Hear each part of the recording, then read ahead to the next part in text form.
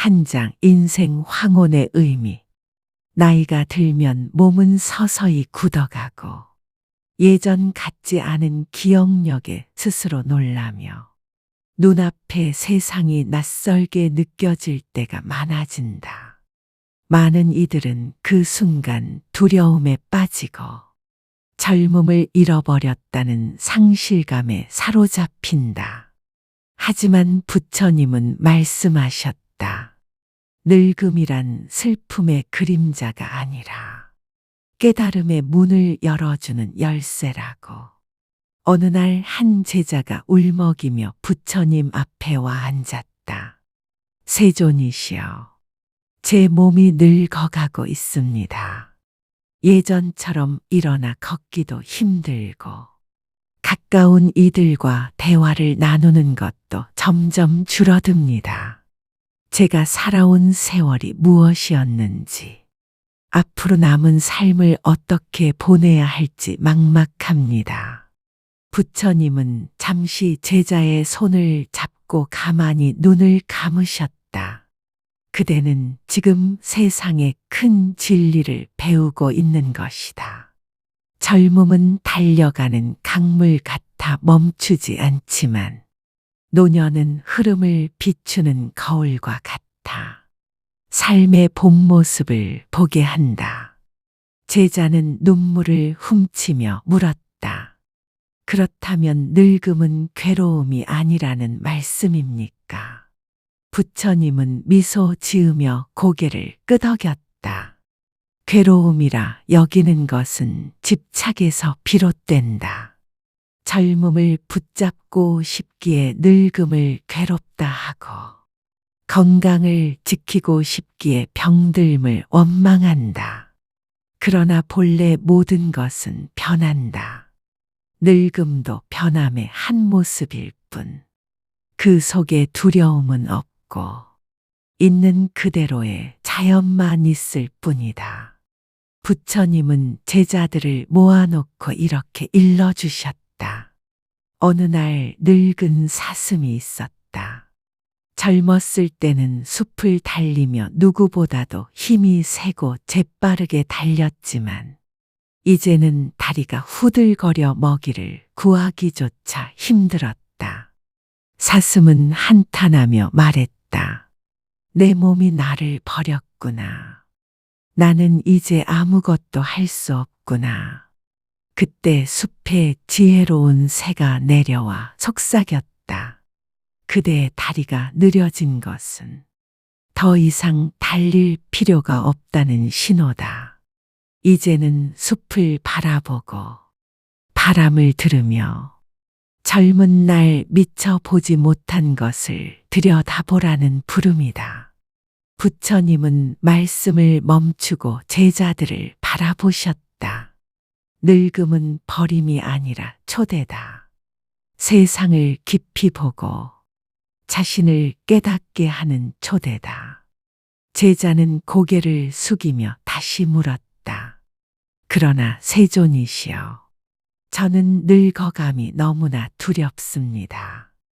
죽음이 가까이 다가오는 것 같아 마음이 떨립니다. 부처님은 제자의 등을 다독이며 말씀하셨다. 두려움은 미래를 붙잡으려는 욕심에서 비롯된다. 삶은 언제나 지금 이 순간에 있다. 그대가 늙음을 두려워하지 않고 그 속에서 배움을 찾는다면 죽음조차도 공포가 아니라 또 다른 길이 된다.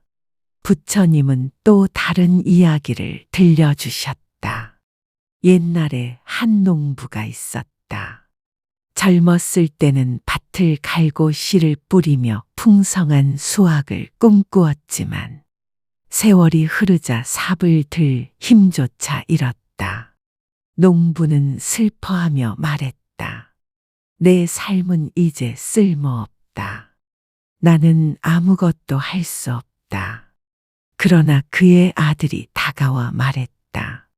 아버지, 젊은 시절 아버지가 뿌려주신 씨앗이 자라 저희가 먹고 자라났습니다.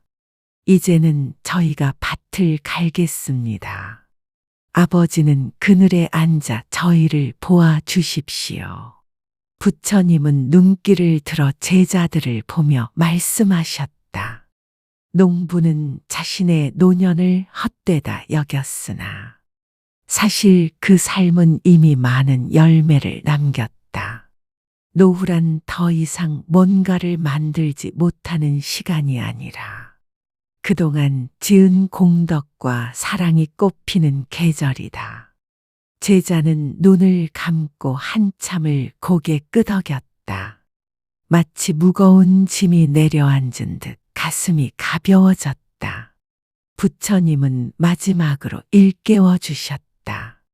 늙음은 저주가 아니다. 늙음은 삶이 그대에게 건네는 마지막 선물이다. 그 선물을 두려움으로 받지 말고 지혜로 받아라. 그러면 그대의 황혼은 무너짐이 아니라 빛남이 된다. 그 자리에 있던 다른 제자가 나서 물었다. 세존이시여, 젊은 이들이 늙음을 두려워하지 않게 하려면 무엇을 가르쳐야 합니까? 부처님은 이렇게 답하셨다. 매일의 하루가 기적임을 알려주어라. 봄의 꽃과 여름의 비와 가을의 바람과 겨울의 고요가 서로 다르지만 모두 필요한 것처럼 젊음과 늙음은 다르지만 모두가 삶의 완성이다. 그날 제자들은 깊이 고개를 숙였다. 늙음이란 이름이 아니라 마침내 삶을 온전히 깨닫게 하는 길임을 알게 되었다. 밤이 깊어 사원의 고요가 찾아오자 늙음을 두려워하던 제자는 부처님의 말씀을 되뇌며 앉아 있었다. 내 늙음은 나를 버린 것이 아니라 내게 찾아온 가르침이다. 이제 나는 이 황혼을 미워하지 않으리라. 그는 눈을 감고 깊은 평안을 느꼈다. 멀리 숲에서는 바람이 일었고 달빛은 그의 어깨 위에 조용히 내려앉았다. 그 빛 속에서 그는 더 이상 혼자가 아니었다. 그는 자신이 살아온 모든 세월이 부처님의 말씀처럼 온전한 의미였음을 가슴 깊이 느낄 수 있었다. 그 순간 노후는 더 이상 어둠이 아니었다. 그것은 지혜의 빛이 되어 그의 길을 밝히고 있었다. 2장 마음의 평안, 노후의 참된 행복. 사람은 늙어가면서 몸의 힘을 잃지만 마음의 무게는 오히려 더 커져간다.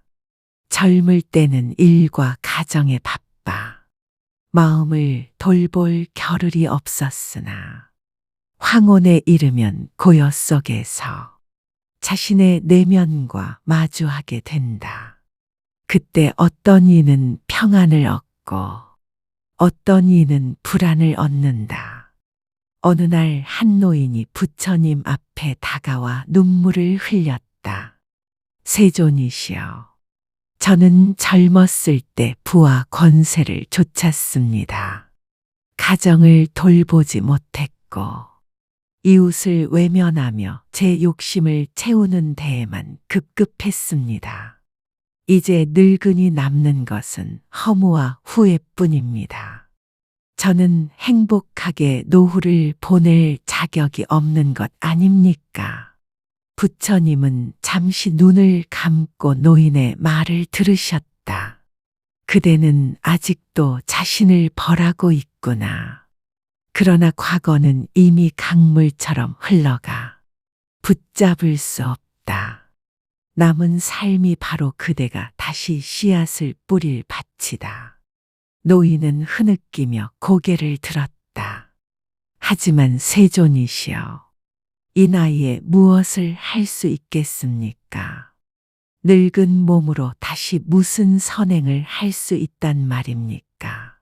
부처님은 빙그레 웃으며 대답하셨다. 햇볕은 새벽에만 빛나는 것이 아니다. 정오에도 빛나고 황혼에도 빛난다. 노년의 한 걸음은 젊은 날의 100걸음과 다르다.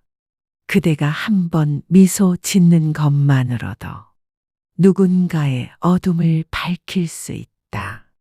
부처님은 제자들에게 한 이야기를 들려주셨다. 옛날에 한 노파가 있었다. 그녀는 젊었을 때 인색하여 사람들에게 손가락질을 받았다. 그러나 늙고 병들어 홀로 지내게 되자 그녀는 어느 날 길에서 쓰러진 강아지를 보았다. 불쌍히 여겨 집으로 데려와 먹이를 주고 돌보았다. 그 작은 선행으로부터 그녀의 마음은 점점 부드러워졌다. 그리고 그녀의 집은 이웃 아이들이 찾아와 강아지와 놀며 웃음소리로 가득 찼다. 사람들은 더 이상 그녀를 인색하다 부르지 않고 마을의 할머니라 불렀다. 부처님은 눈길을 들어 노인에게 말씀하셨다. 보아라. 작은 자비의 씨앗이 큰 숲을 만든다. 그대의 노년은 결코 늦지 않았다. 노인은 손을 모으며 고개를 숙였다. 그 순간 그의 얼굴에는 지난날 보지 못한 평안이 번졌다. 또 다른 제자가 물었다. 세존이시여, 노인이 행복하게 살려면 무엇을 가장 먼저 실천해야 합니까? 부처님은 대답하셨다. 첫째는 후회에 머물지 말 것. 둘째는 원망에 매이지 말 것. 셋째는 지금 이 순간을 자비로 채울 것. 이 세 가지가 노후의 평안을 여는 열쇠다. 제자는 다시 물었다. 그렇다면 젊은 날 잘못 살아온 이들은 결국 불행을 면치 못하는 것입니까? 부처님은 고개를 저으며 말씀하셨다. 잘못은 돌이킬 수 없으나 잘못을 자각하는 그 순간이 곧 새로운 길이다. 늙은 나무라 해도 봄이 오면 새싹이 돋는 법이다. 그날 밤 노인은 사원뜰에 앉아 있었다. 바람이 불고 달빛이 내렸지만 그의 마음은 더 이상 허무하지 않았다. 그는 속으로 되뇌었다. 내 남은 날들은 누군가에게 따스함을 나누는 시간이어야 하리라. 그가 웃을 때 오랜 세월 쌓였던 어두운 그림자가 사라지고 있었다. 다음 날 또 다른 노인이 찾아와 물었다. 세존이시여, 저는 늘 불안합니다. 노후에 가진 재산이 줄어들까 두렵고 병들어 남에게 의지할까 두렵습니다. 어떻게 하면 이 불안을 이길 수 있겠습니까? 부처님은 차분히 대답하셨다. 그대는 이미 충분히 갖고 있으면서도 잃을까 두려워하고 있구나. 그것이 불안의 뿌리다. 재산은 언젠가 사라지고 건강은 언젠가 쇠하지만 자비와 지혜는 사라지지 않는다. 그대가 그것을 쌓는다면 불안은 스스로 사라질 것이다. 부처님은 비유를 들려주셨다. 하늘에 떠 있는 달을 보아라. 구름이 가려도 달은 사라지지 않는다. 잠시 보이지 않을 뿐 구름이 흘러가면 다시 빛난다. 마음의 평안도 그러하다. 욕심과 두려움이라는 구름이 물러나면 본래 있던 평안이 다시 드러난다.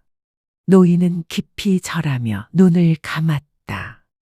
그의 마음속에서 두려움의 파도가 잦아들고 있었다. 부처님은 마지막으로 제자들에게 이렇게 말씀하셨다. 노후의 행복은 외부의 조건에서 오는 것이 아니다. 많이 가진다고 행복하지 않고 건강하다고 평안하지 않다. 진정한 행복은 마음의 자비에서 비롯된다. 그대가 웃어주고, 그대가 용서해주고, 그대가 지금 이 순간 감사할 수 있다면 그대의 노후는 이미 행복하다. 그날 저녁 사원은 고요했으나 제자들의 가슴은 깊은 울림으로 가득했다. 노후의 참된 행복이란 더 가지는 데 있지 않고 덜 두려워하는 데 있음을 모두가 알게 되었다. 밤하늘에 별빛이 은은히 번지며 늙은 제자의 얼굴 위에 내려앉았다. 그는 속으로 속삭였다. 내 노후는 여전히 아름답다. 나는 이미 충분하다. 3장 노후의 인간관계, 진정한 벗을 얻는 길. 늙어가며 가장 두려운 것은 몸이 약해지는 것도 재산이 줄어드는 것도 아니다. 진정한 두려움은 외로움이다. 젊을 때는 바쁘다는 핑계로 사람들을 대충 대하고 마음을 열지 않은 채 지내지만 노후에 이르면 그 모든 결과가 되돌아온다. 곁에 둘 벗이 없을 때 그 외로움은 깊은 강처럼 흘러 사람의 마음을 갉아먹는다. 어느 날 한 제자가 부처님께 울며 말했다. 세존이시여, 제가 늙어 이제 머리도 희어지고 몸도 부서진 그릇처럼 약해졌습니다. 그러나 가장 괴로운 것은 함께 마음을 나눌 사람이 없다는 것입니다. 젊을 때는 친구가 많다 했는데 이제는 다 떠나가고 제 곁에는 허공만 남았습니다. 왜 제 삶은 이렇게 텅 빈 것입니까? 부처님은 제자의 손을 잡고 말씀하셨다. 그대는 젊을 때 어떤 씨앗을 뿌렸는가? 인연은 거저 오는 것이 아니라 그대의 행으로 맺어지는 것이다. 그대가 베풀지 않고 그대가 마음을 닫았다면 노후의 고요함으로 돌아오는 것은 당연하다. 제자는 눈물을 닦으며 물었다. 그렇다면 저는 이미 늦은 것입니까? 다시 벗을 얻을 수는 없는 것입니까? 부처님은 고개를 저으며 말씀하셨다. 벗을 얻는 길은 오늘 시작된다. 늙었다 하여 사랑이 멈추지 않고 병들었다 하여 자비가 사라지지 않는다. 진정한 벗은 젊음 속에서 생기는 것이 아니라 마음의 진실 속에서 맺어진다. 부처님은 제자들에게 옛 이야기를 들려주셨다. 옛날에 한 노인이 있었다. 그는 평생 장사에만 몰두하여 재산은 쌓았으나 친구는 없었다. 그의 아내마저 세상을 떠나자 집은 크고 넓었지만 마음은 쓸쓸하기만 했다. 어느 날 길에서 쓰러진 나그네를 발견한 그는 처음으로 자비심을 내어 그를 집으로 데려와 돌보았다.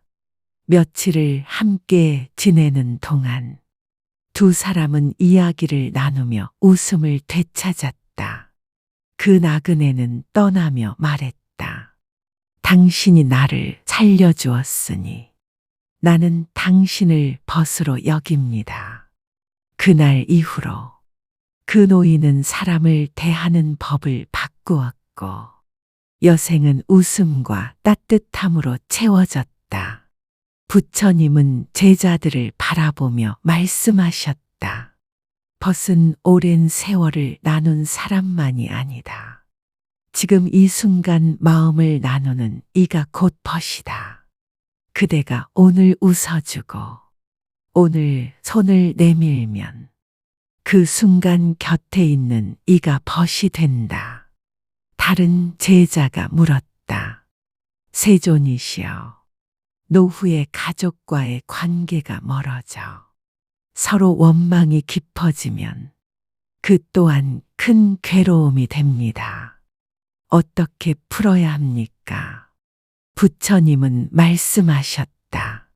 원망은 매듭과 같다.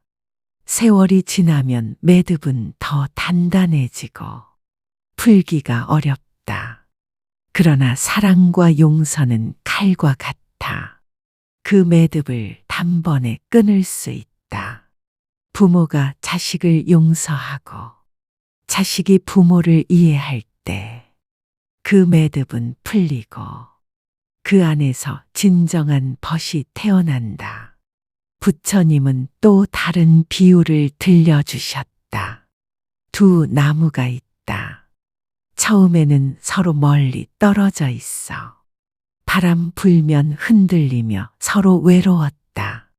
그러나 세월이 흘러 뿌리가 자라 서로 닿자 그 땅은 단단해지고 폭풍이 와도 쓰러지지 않았다. 벗이란 바로 그와 같다. 뿌리가 닿을 때 비로소 함께 흔들리지 않는다. 사원의 뜰에는 늙은 제자들이 모여 앉아 부처님의 말씀을 들으며 눈시울을 적셨다. 누군가는 마음속으로 오래된 원한을 떠올렸고 누군가는 잊혀진 친구의 얼굴을 떠올렸다. 그리고 그들은 속으로 다짐했다. 오늘 나는 화해해야 하리라. 오늘 나는 마음을 열어야 하리라. 그날 저녁 사원 마당에서 한 제자가 오랜 원수 같은 형제와 마주 앉았다.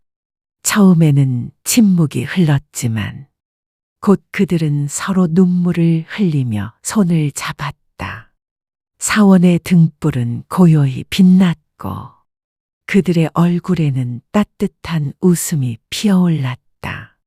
밤이 깊어 별빛이 쏟아질 때 부처님의 말씀이 다시 울려 퍼졌다.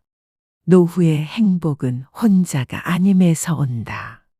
벗과 함께 할 때 그대는 외로움이 아니라 평안을 얻는다. 벗은 멀리 있지 않다.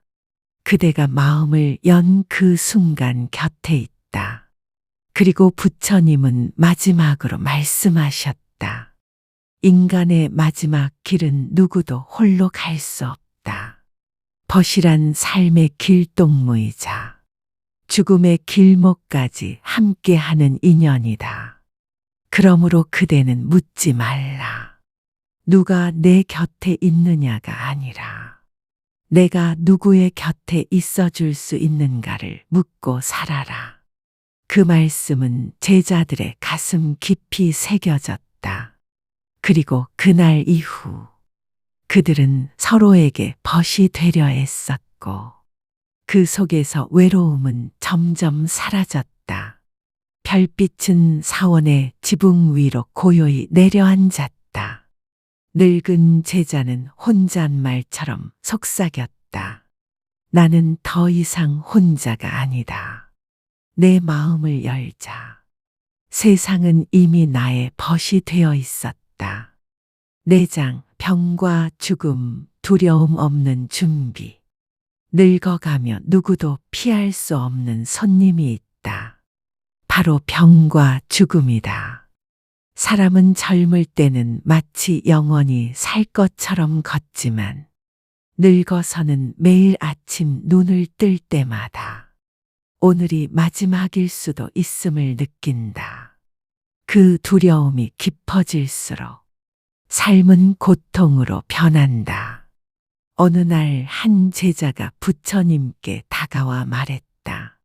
세존이시여, 저는 병이 들어 몸이 쇠약해졌습니다. 하루하루가 괴롭고 죽음이 다가온다는 생각에 잠도 이루지 못합니다. 어찌하면 이 두려움에서 벗어날 수 있습니까? 부처님은 제자의 어깨에 손을 얹으며 말씀하셨다. 병은 내가 지닌 업이 드러나는 순간이다. 병을 원망하지 말고 그것을 깨달음의 문으로 삼으라. 병든 몸은 괴롭지만 병든 마음은 더 큰 고통을 만든다.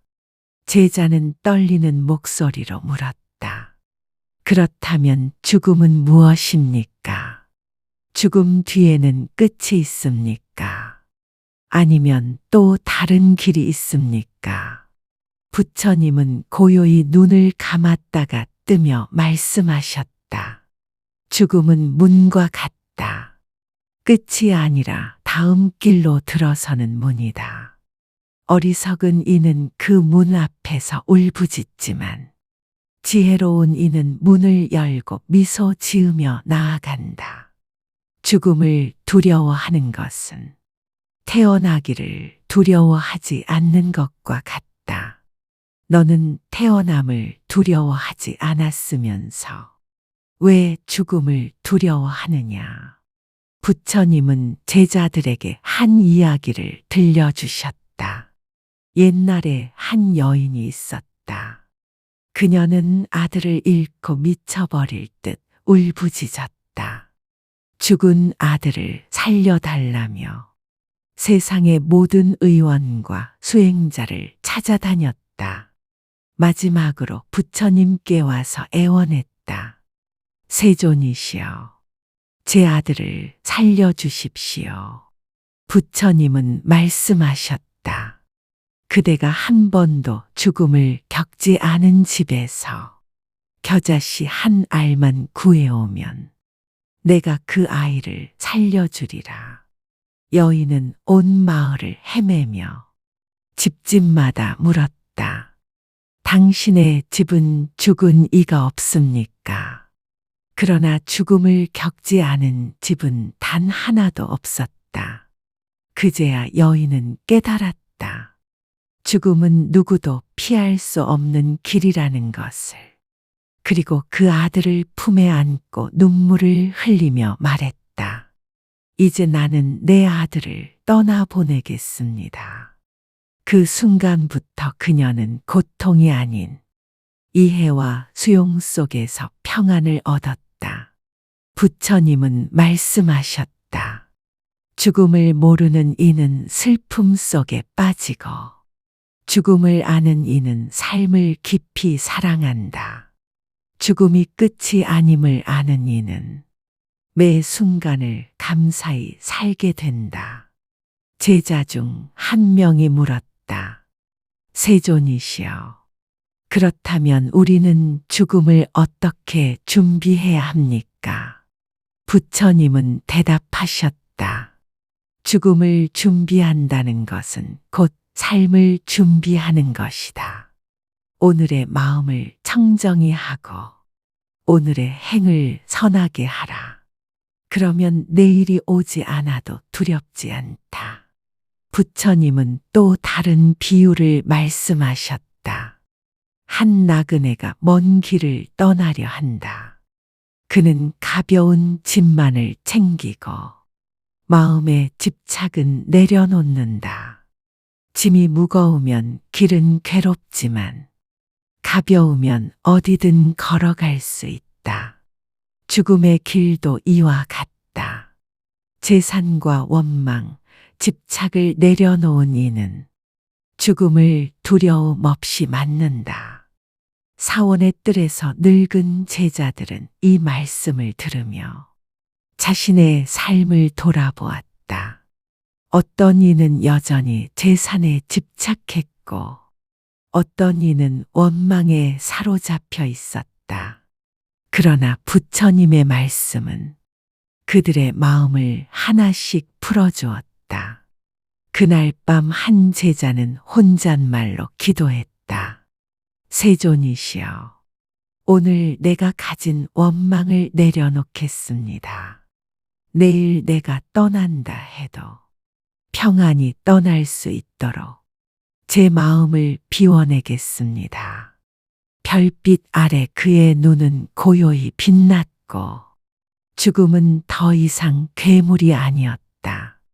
그저 또 다른 길로 이어지는 문이었다. 부처님은 마지막으로 말씀하셨다. 병은 그대에게 자비를 일깨우고 죽음은 그대에게 지혜를 일깨운다. 병들어도 원망하지 말고 죽음을 두려워하지 말라.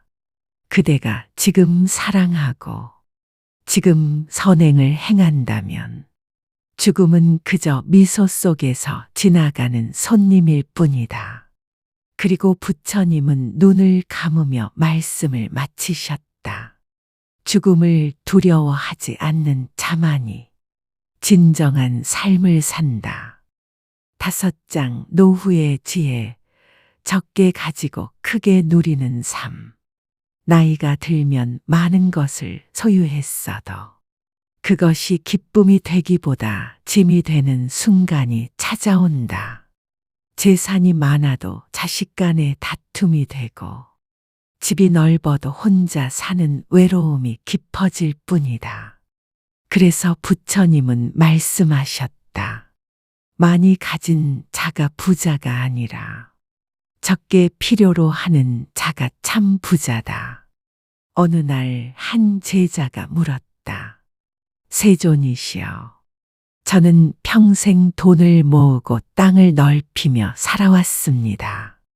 이제 늙으니 그것을 지키느라 더 괴롭습니다. 혹시 도둑이 될까?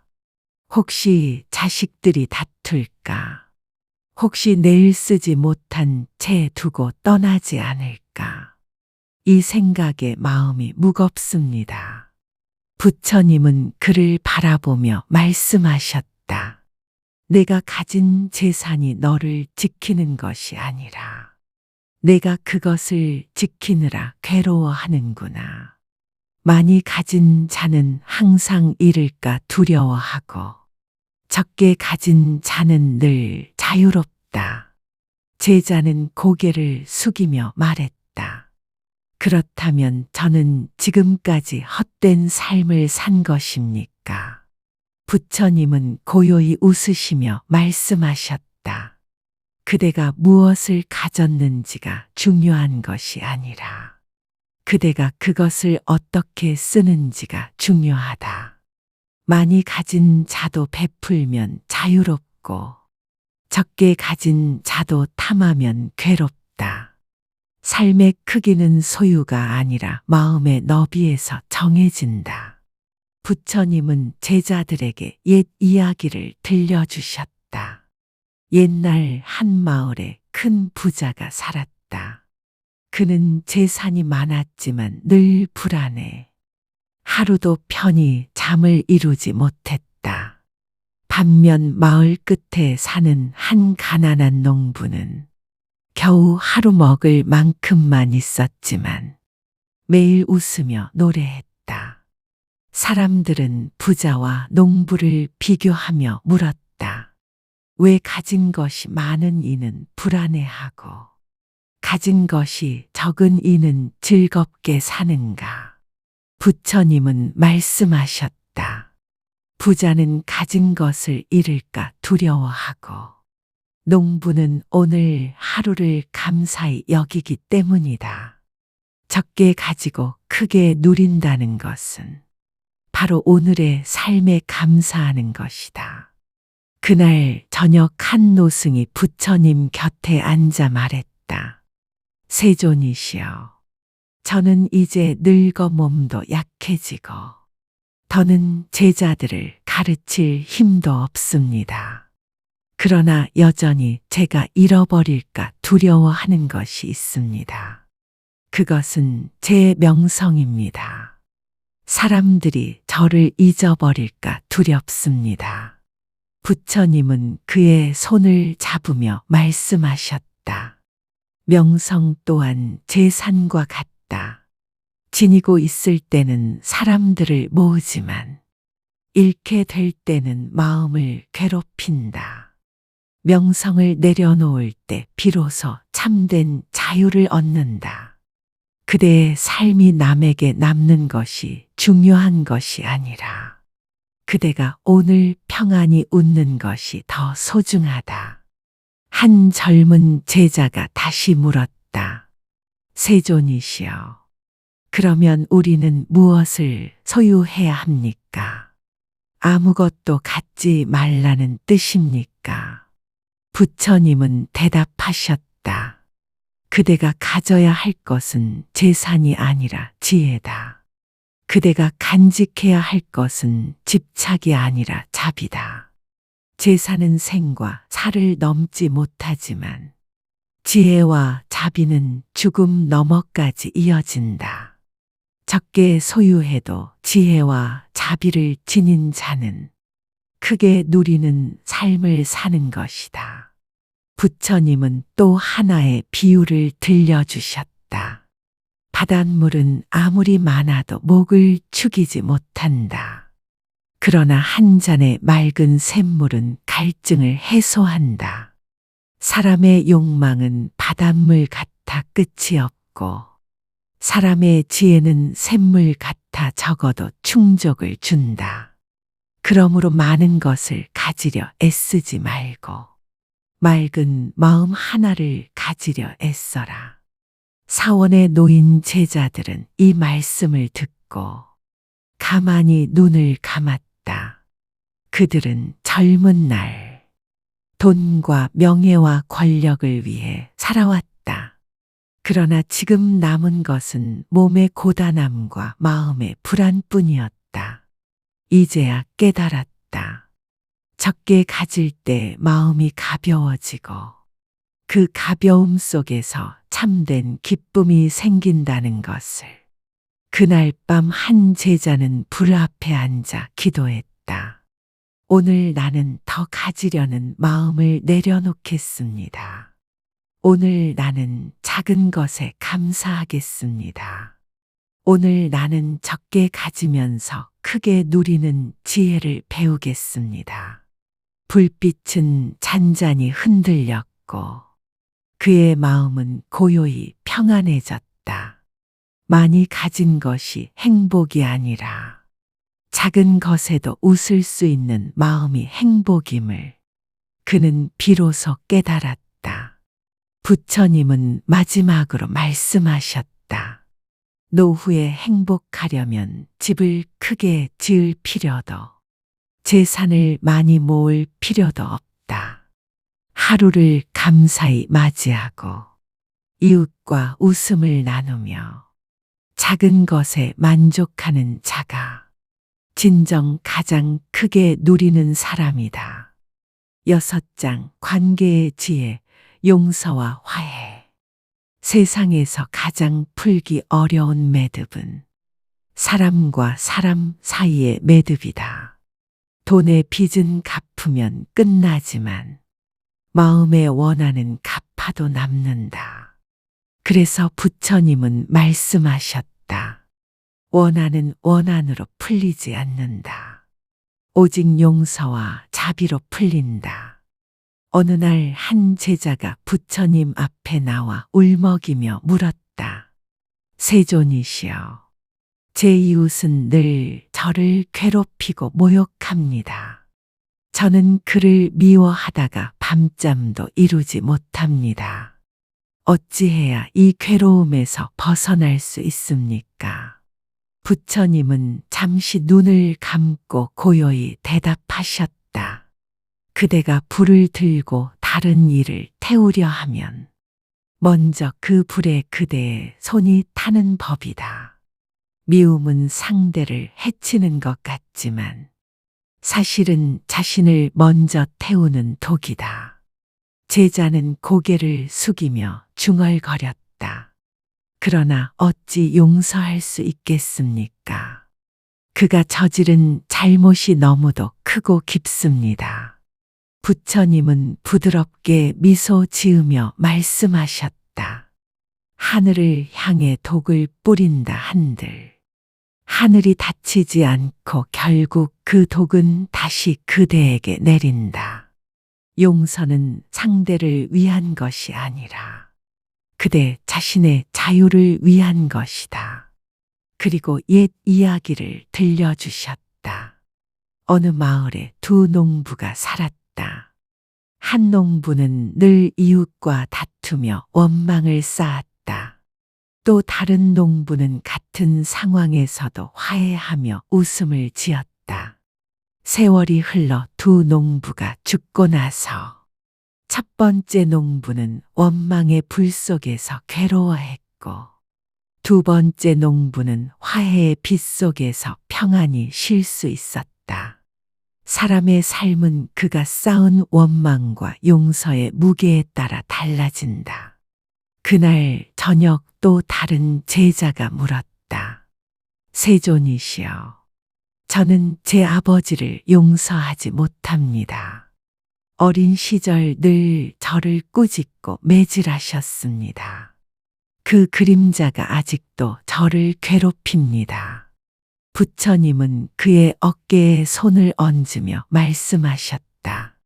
그대가 아버지를 용서하지 못한다면 사실은 아버지가 아니라 그대 자신을 풀어주지 못한 것이다. 과거의 아버지는 이미 지나갔고 이제는 그대 마음속에 그림자만이 남아있다. 용서는 과거를 바꾸는 것이 아니라 현재의 자신을 자유롭게 하는 것이다. 제자는 눈물을 흘리며 속삭였다. 그러면 저는 어떻게 아버지를 용서할 수 있습니까? 부처님은 조용히 대답하셨다. 그대가 아버지의 고통을 보려고 할 때 비로소 용서가 시작된다. 아버지의 꾸짖음과 매질 뒤에는 그 또한 지치고 힘겨웠던 삶이 숨어 있었다. 그의 분노는 사실 그의 약함에서 비롯되었음을 보아라. 그대가 그의 고통을 이해할 때 그대의 상처도 풀려날 것이다. 한 노승이 곁에서 듣다가 말했다. 세존이시여, 저는 오랫동안 제자들과 갈등이 있었습니다. 제 뜻을 따르지 않는 그들이 미웠습니다. 그 미움이 쌓여 지금도 마음이 무겁습니다. 부처님은 말씀하셨다. 나무에 맺힌 매듭을 풀려면 잡아당길수록 더 조여진다. 그러나 손을 늦추고 방향을 바꿀 때 매듭은 풀리기 시작한다.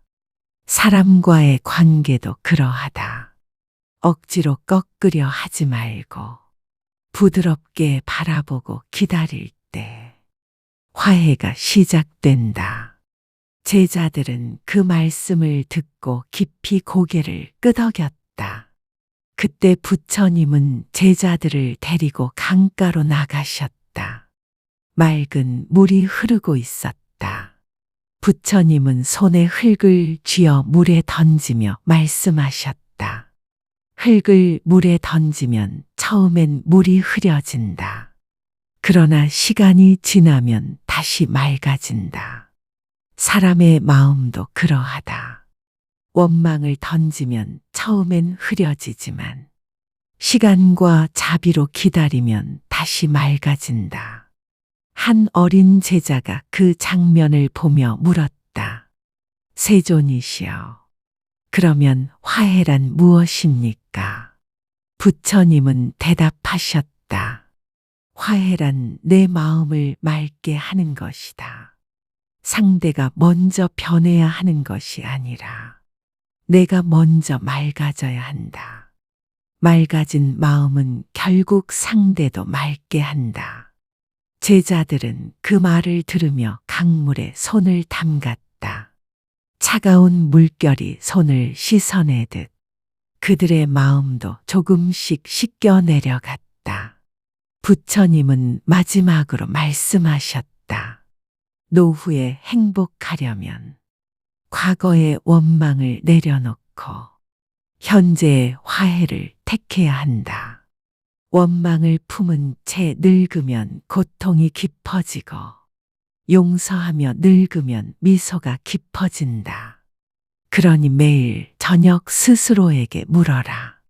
오늘 나는 누구를 용서했는가? 오늘 나는 누구와 화해했는가?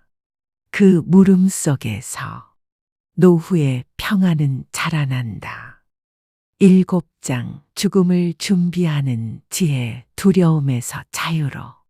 사람이 태어나면 반드시 죽음을 향해 간다. 아무리 권세가 크고 지혜가 뛰어나도 죽음을 피한 이는 없었다. 그래서 부처님은 말씀하셨다. 죽음을 두려워하지 말고 죽음을 준비하라. 어느 날 한 제자가 찾아와 물었다. 세존이시여, 저는 죽음을 생각하면 두렵습니다. 눈을 감는 순간 모든 것이 사라지고 아무것도 남지 않는 것 같아 견딜 수 없습니다. 부처님은 고요히 제자를 바라보며 말씀하셨다. 그대는 매일 밤잠을 자면서도 두려워하지 않는다. 왜냐하면 잠은 다시 깨어날 것을 알기 때문이다. 죽음도 그러하다.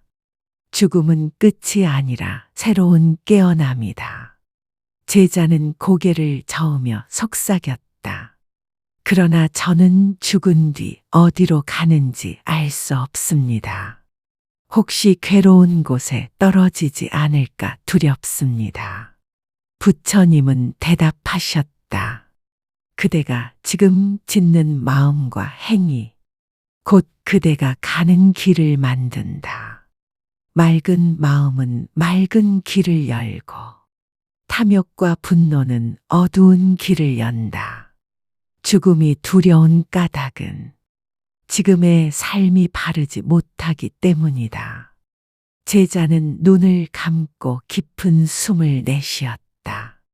그럼 어떻게 해야 두려움 없이 죽음을 맞을 수 있습니까? 부처님은 말씀하셨다. 오늘 하루를 맑게 살아라. 오늘을 자비로 채우면 죽음의 문 앞에서도 마음이 흔들리지 않는다. 죽음을 준비한다는 것은 먼 훗날의 일이 아니라 지금 이 순간의 삶을 바르게 사는 것이다. 부처님은 이어서 비유를 들려주셨다. 어느 마을에 한 노인이 있었다. 그는 젊을 때부터 죽음을 두려워해 밤마다 잠들지 못했다. 그러나 어느 날 스승을 만나 자신의 두려움을 털어놓았다. 스승은 그에게 말했다. 죽음을 두려워하지 말고 매일 밤을 작은 죽음이라 여기고 잠들어라. 그리고 아침에 깨어날 때마다 새로운 삶을 선물 받았다고 여겨라. 그날부터 노인은 매일 밤 죽음을 연습하고 매일 아침 새롭게 태어나는 기쁨을 누렸다. 결국 그는 마지막 숨을 거둘 때에도 미소를 지으며 눈을 감을 수 있었다. 제자들은 이 이야기를 듣고 깊이 고개를 끄덕였다. 또 다른 제자가 물었다. 세존이시여, 저는 어머니를 여의고 큰 슬픔에 빠졌습니다. 죽음 앞에서 왜 이렇게 허망하고 괴로운지 알 수 없습니다. 부처님은 차분히 대답하셨다. 꽃은 피면 반드시 지고 해는 뜨면 반드시 진다. 생명이 왔으니 반드시 간다. 그러나 꽃이 진다고 꽃이 사라진 것이 아니다. 그 씨앗은 다시 흙으로 돌아가 새로운 꽃을 피운다. 생명도 그러하다. 죽음은 사라짐이 아니라 이어짐이다. 제자는 눈물을 훔치며 속삭였다. 그러면 저는 어떻게 어머니의 죽음을 받아들일 수 있습니까? 부처님은 말씀하셨다. 그대가 어머니의 사랑을 이어 살아갈 때 어머니는 그대 안에서 다시 살아난다. 죽음은 끝이 아니라 사랑을 이어주는 다리이다. 그날 저녁 부처님은 제자들을 데리고 공동묘지로 향하셨다. 어둑한 달빛 아래 묘비들이 늘어서 있었다. 부처님은 제자들에게 말씀하셨다. 죽음을 외면하지 말라. 죽음을 생각하는 이는 삶을 헛되이 쓰지 않는다. 죽음을 잊은 이는 탐욕과 게으름에 빠지지만 죽음을 기억하는 이는 오늘의 한순간을 소중히 여긴다. 한 젊은 제자가 떨리는 목소리로 물었다. 세존이시여, 죽음이 이렇게 두렵지 않게 되려면 저는 무엇을 해야 합니까? 부처님은 미소를 지으며 말씀하셨다. 죽음을 자꾸 생각하라. 죽음을 피하지 말고 직시하라. 죽음을 기억할수록 삶은 더 빛나고 충실해진다. 죽음은 삶의 그림자가 아니라 삶을 빛나게 하는 거울이다. 그 말씀을 들은 제자들은 묘비 앞에 앉아 한참 동안 고요히 명상하였다. 그들의 가슴 속 두려움이 조금씩 풀려갔다. 부처님은 마지막으로 말씀하셨다. 노후에 행복하려면 죽음을 준비하는 법을 배워야 한다. 죽음을 준비한다는 것은 오늘을 맑게 살고 사랑을 베풀고 집착을 놓는 것이다. 그대가 삶을 그렇게 살았다면 죽음은 두려움이 아니라 긴 여행의 끝에 맞이하는 쉼터가 될 것이다. 8장 재물과 집착을 내려놓는 지혜. 한 상인이 부처님을 찾아와 물었다. 세존이시여, 저는 많은 재산을 모았으나 마음은 여전히 불안합니다.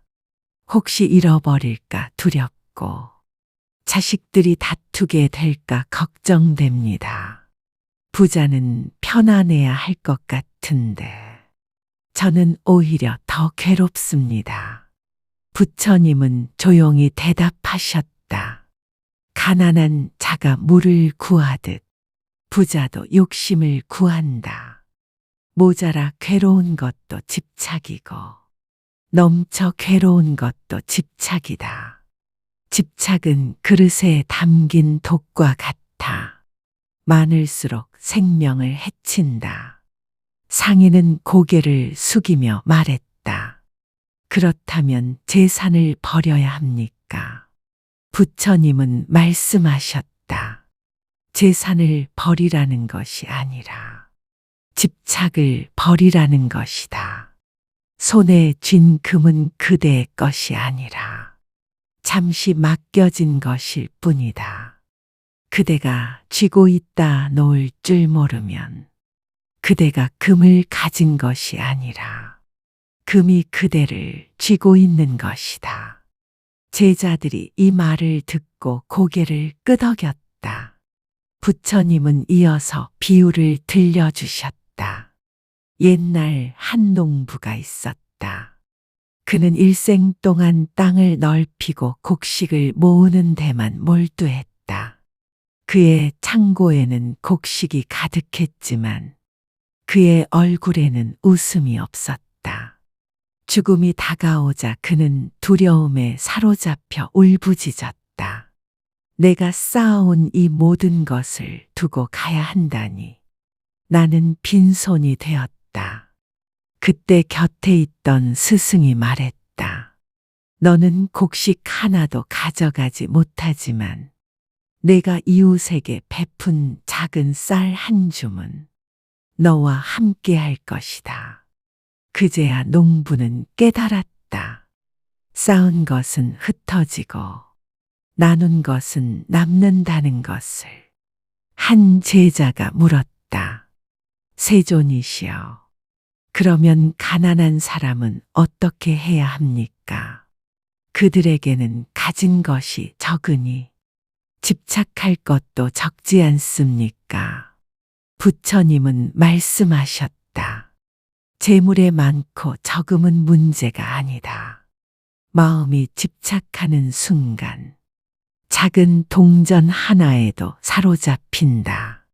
그러나 마음이 놓인 사람은 황금 산을 가져도 무겁지 않다. 재물은 도구일 뿐이고 도구에 매이는 순간 도구가 주인이 된다. 다른 제자가 다시 물었다. 세존이시여, 저는 노후를 생각하면 돈을 모으지 않으면 불안합니다. 어떻게 준비해야 합니까? 부처님은 차분히 말씀하셨다. 돈은 늙음을 막아주지 못한다. 죽음을 늦추지도 못한다. 그러나 자비와 지혜는 늙음에도 기쁨을 주고 죽음에도 평안을 준다.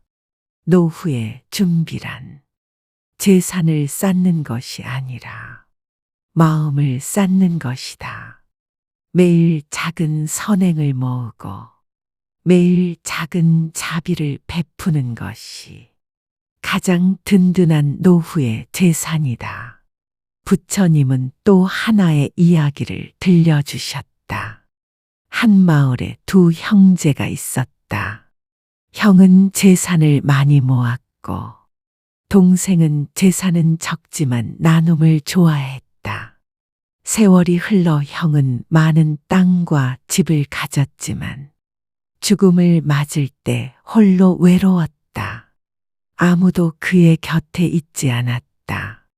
반면 동생은 큰 재산은 없었지만 그가 베푼 은혜를 기억하는 사람들이 그의 마지막을 지켜주며 눈물을 흘렸다. 사람은 재산으로 기억되는 것이 아니라 사랑으로 기억되는 것이다. 제자들은 이 이야기를 듣고 마음 깊이 새겼다. 부처님은 마지막으로 말씀하셨다. 재물은 바람과 같아. 붙잡을수록 손가락 사이로 빠져나간다. 집착은 불길과 같아. 작을수록 끌 수 있지만 커지면 삶을 태운다. 그러니 재물은 삶을 위해 쓰되 마음을 얽매지 말라. 베풀고 나누면 재물은 사라지는 것이 아니라 그대와 함께 공덕으로 남는다. 9장 외로움과 함께하는 법, 혼자가 아닌 길.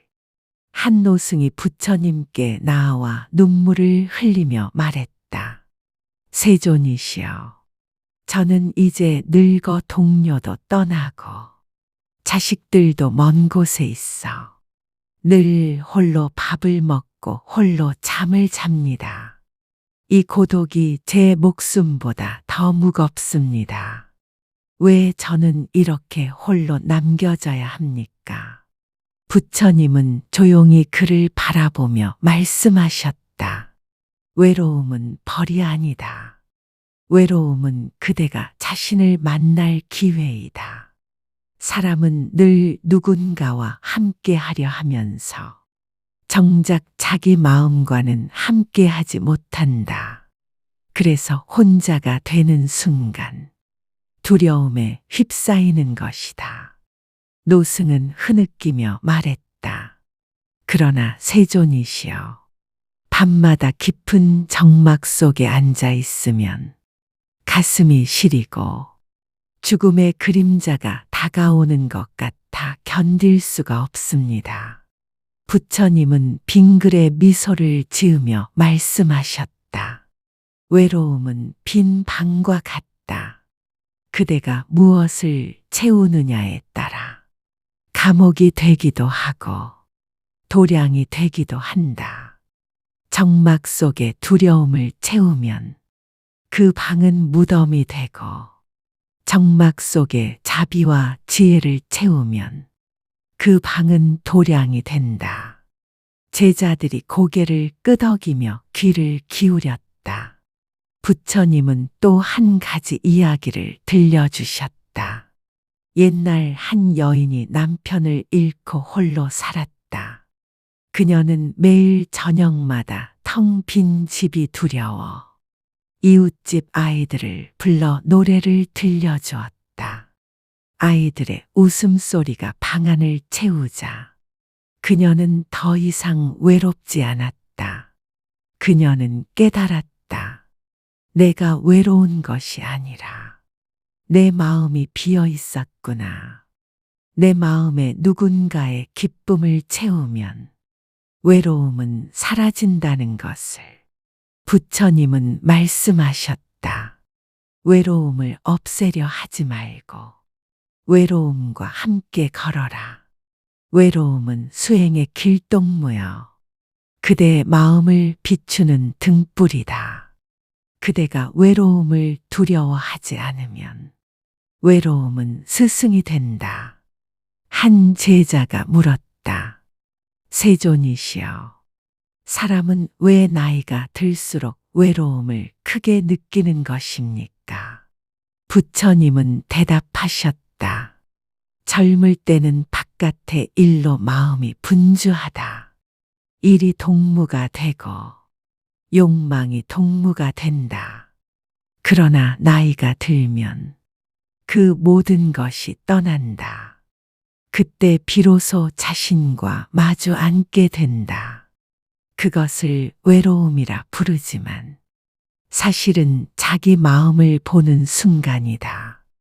그대가 그 순간을 받아들이면 외로움은 지혜로 변한다. 부처님은 이어서 제자들을 둘러보며 물으셨다. 너희는 고독 속에서 무엇을 보았느냐? 한 제자가 답했다. 저는 고독 속에서 제 욕심이 얼마나 많았는지 보았습니다. 다른 제자가 말했다. 저는 고독 속에서 제 분노가 아직도 꺼지지 않았음을 보았습니다. 또 다른 제자가 눈물을 흘리며 말했다. 저는 고독 속에서 제 마음 한 구석에 여전히 사랑을 갈망하는 아이가 있음을 보았습니다. 부처님은 고개를 끄덕이며 말씀하셨다. 바로 그것이다. 외로움은 거울이다. 그대가 무엇을 비추는지 알게 해준다. 거울을 피하지 말고 거울 속에 드러난 자기 마음을 정직하게 바라보아라. 그 순간 외로움은 사라지고 자비가 솟아난다. 부처님은 또 하나의 비유를 말씀하셨다. 깊은 산 속에서 한 나무가 홀로 서 있었다. 아무도 그 나무를 돌보지 않았지만 그 나무는 스스로 뿌리를 깊이 내려 맑은 샘물을 빨아 올렸다. 봄이 오면 꽃을 피우고 여름이 오면 그늘을 드리웠다. 사람들이 그 그늘에 쉬어가면서 말했다. 이 나무는 혼자 서 있지만 결코 외롭지 않구나. 그 나무는 자기 자리에서 세상과 연결되어 있었던 것이다. 사람도 그렇다. 겉으로는 혼자 살아도 자비와 지혜로 뿌리를 내리면 세상과 연결되어 결코 외롭지 않다. 부처님은 마지막으로 말씀하셨다. 외로움을 피하려는 자는 언제나 외로움에 쫓기지만 외로움과 함께 앉는 자는 외로움이 벗이 된다. 그대가 늙어 홀로 있을지라도 그 마음에 자비를 두고 그 입술에 미소를 두면 외로움은 더 이상 고통이 아니라 지혜의 길동무가 된다. 10장 죽음을 넘어서는 평안, 영원한 쉼. 한 제자가 눈물을 흘리며 부처님께 나아왔다. 세존이시여, 저의 어머니가 병상에 누워 계십니다. 숨이 가빠지고 눈빛은 점점 흐려집니다. 저는 두렵습니다. 어머니가 떠나시면 저는 홀로 남게 될 것입니다. 죽음은 왜 이렇게 두렵고 슬픈 것입니까?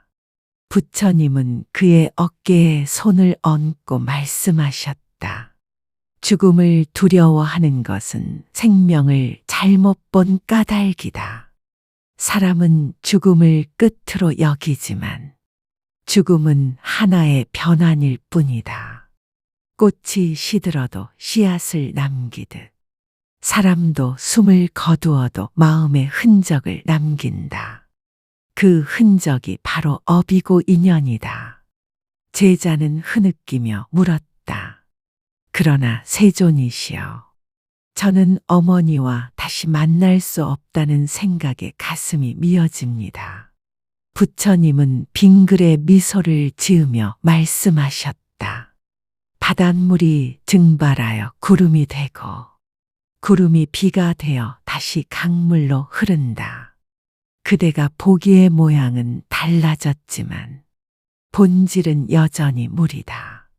사람 또한 그러하다. 몸은 흩어지지만 그 마음은 인연을 따라 다시 흘러간다. 그러므로 떠남은 영원한 단절이 아니여 형태의 변화일 뿐이다. 제자들은 숙연해져 귀를 기울였다. 부처님은 이어서 한 이야기를 들려주셨다. 옛날 한 마을에 노모를 모시던 아들이 있었다. 어머니가 세상을 떠나자 그는 매일 무덤 앞에서 통곡했다. 사흘째 되는 날 한 스승이 지나가며 그에게 말했다. 너는 무덤에서 무엇을 찾느냐? 그는 울며 대답했다. 어머니가 그립습니다. 다시는 뵐 수 없으니 가슴이 찢어집니다. 스승은 조용히 말했다. 너의 말과 행동 속에 내가 받은 어머니의 자비가 살아있지 않느냐. 내가 사람들에게 따뜻한 말을 건넬 때 어머니는 다시 말하고 있는 것이다.